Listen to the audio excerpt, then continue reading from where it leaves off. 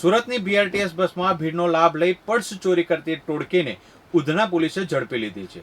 પોલીસે પકડાયેલા 3 આરોપીઓ પાસેથી રોકડા ₹14,500 પણ રિકવર કર્યા છે.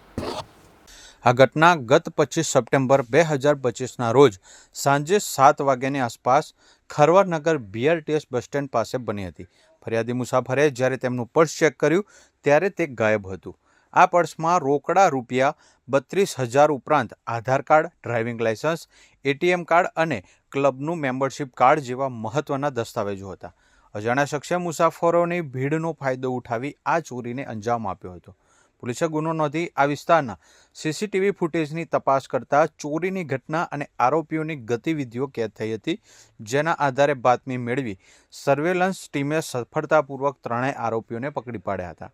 ઉધના પોલીસે પકડેલા 3 આરોપીઓમાં યશ ઉર્ફે કાળિયા અજયભાઈ રાજપૂત, મોહસેન ઉર્ફે માયા રિઝવાન શેખ, જિગ્નેશ ઉર્ફે જીગો ઉર્ફે લંગડો દીપકભાઈ પટેલ સામેલ છે. આરોપીઓ પાસેથી રોકડા ₹14,500 કબજે કરવામાં આવે છે.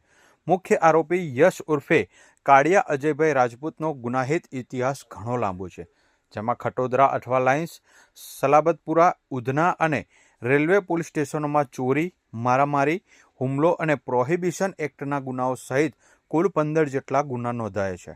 આરોપી મોહસેન ઉર્ફે માયા રિઝવાન શેખ વિરુદ્ધ પણ મારામારીના ગુનાઓ નોંધાયેલા છે.